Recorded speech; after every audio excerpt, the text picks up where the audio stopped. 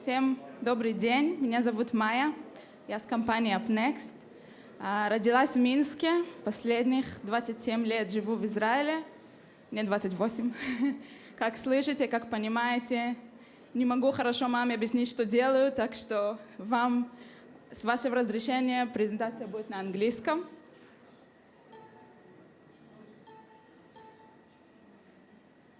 Другую сторону. So, switching to English, I'm working in the online marketing, mobile marketing field for the past 5 years.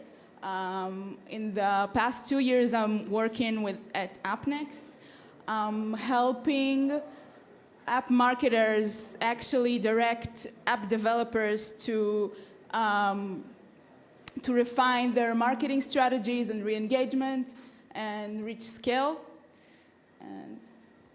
So first I'm going to talk about the dangers of paid user acquisition. So I don't know how many of you already do user acquisition and how many of you think about it. The first thing, my first advice, if you don't know your KPIs, if you don't know your goals, if you don't know your measurements, don't go there. Before it's defined, before it's very, very strict. Well, not that strict, but before you know what you want to achieve. So this is the first advice. The first danger is mixing low-cost incentivized installs with higher-cost full-intent ads. Now, there's nothing wrong with incentivized traffic. If it works for you and their ROIs are positive, everything is good. The danger here is mixing the two without you knowing it. So the first advice is know where your ads are running. Second thing, bots. We know that bots today became more and more sophisticated. Bots not only know how to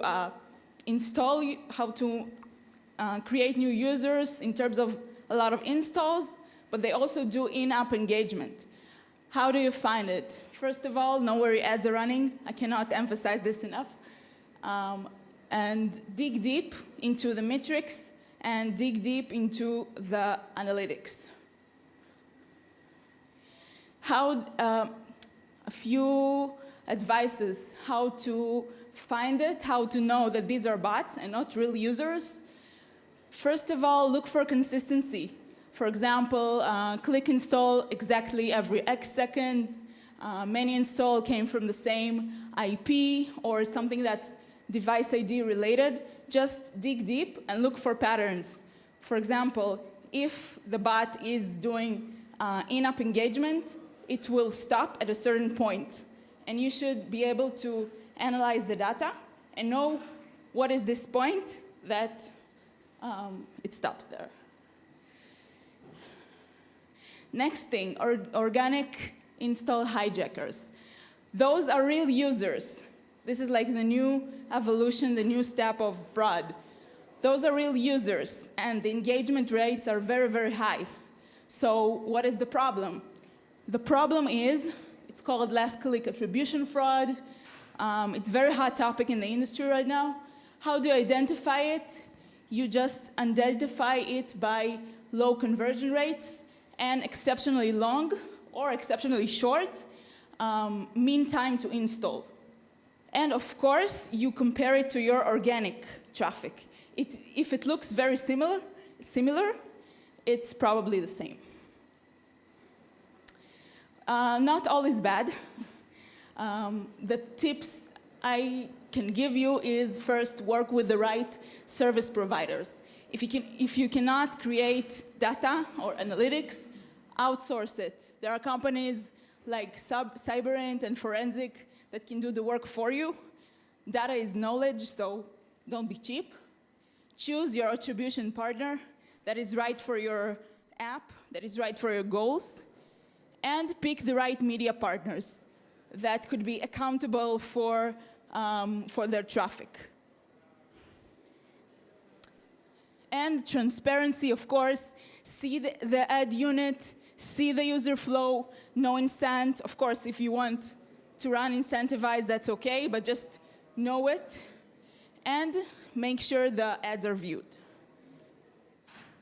A few other tips. First of all, don't be proud in terms of know where your competitors are buying traffic. Know how their ads look like. I have an example here from the App Store. First 5, I think maybe 10 ads, like the icons, they look the same. Those are like games, and you see a big face screaming. Nothing new there. They're all the same. Why?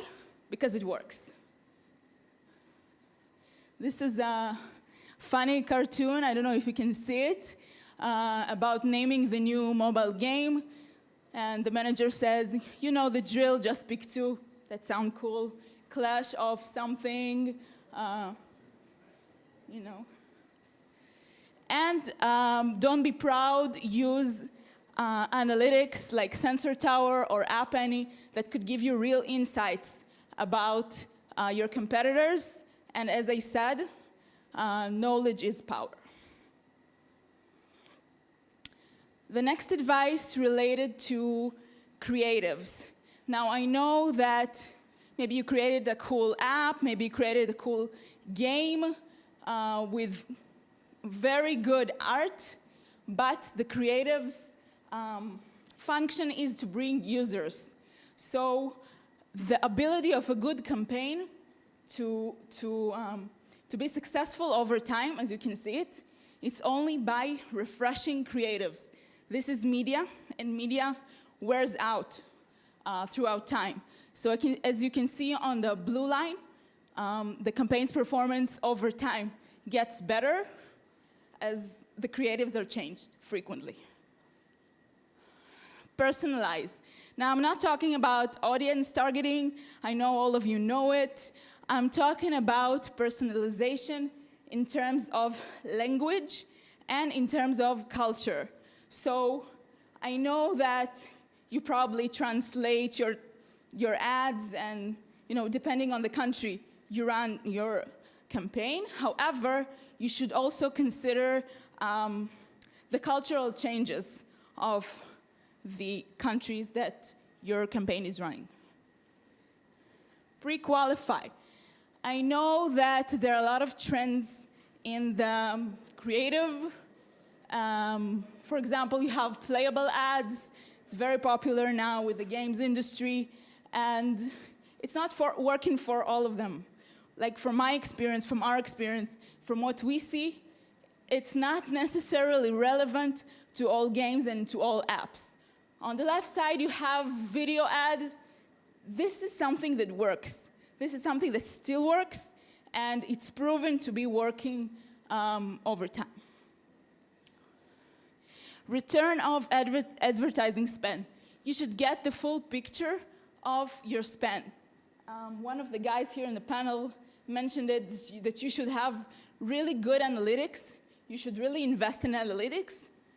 On the left side, you can see the lifetime value in terms of in-app purchases, which is much lower than the CPI. So you think, okay, the ROI is negative. I shouldn't, continue.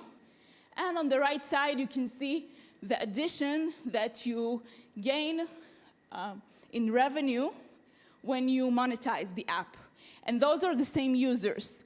Now, companies like Joomla Traceback can do it for you, and it can calculate, and then you can see that actually the lifetime value is higher than your investment. Trace back your ad revenues to find new profitable segments. I'm sorry, I'm very excited. Another thing that is very hot topic in the industry right now is assists. As you can see, the last touch of a user when he installed the app was on Facebook.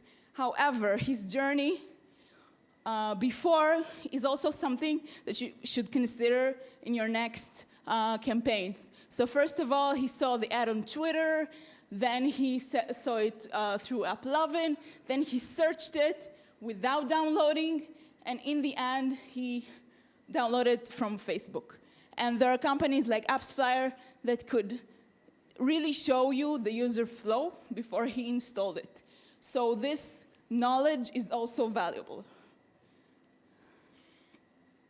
Now, targeting the right time. I know that day partying is not something new.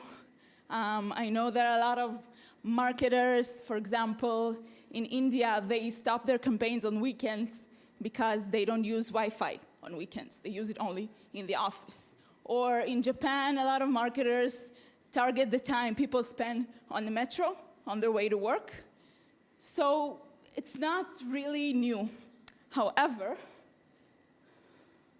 at Appnext, we find that the unique immediate context of a user is very important. So we created a timeline that you can target places and moments. So you can predict the next interest and the next action the user is going to do.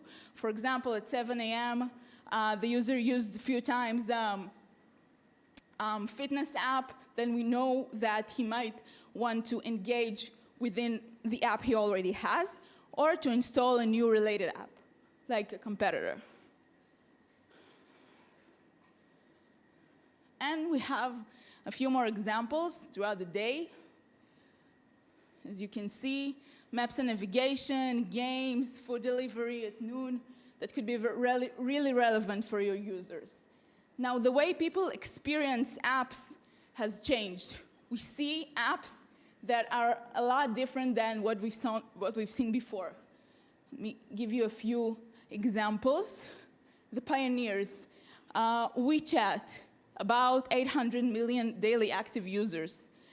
A user spends an average 90 minutes a day, which is a lot.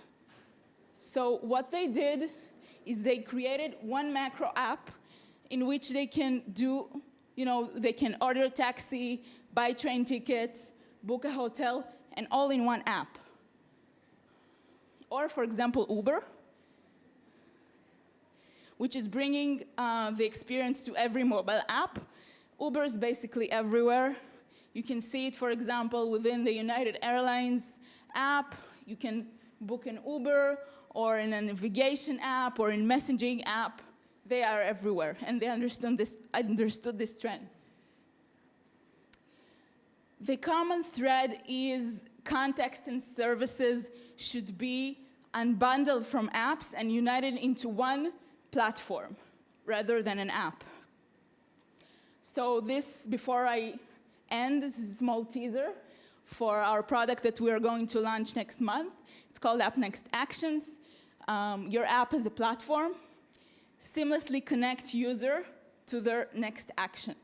User can book a flight, share a photo, navigate, send a message, all in one app. For example, messaging apps, OEMs, maps and navigation, or keyboards. We have an example of how it works. If you want to see, come see us later. And this is a small demo of how it works. It got stuck. Then you can order a taxi, and it will show you a few options, whether it's using an app you already have or downloading a new one. This is it. Thank you.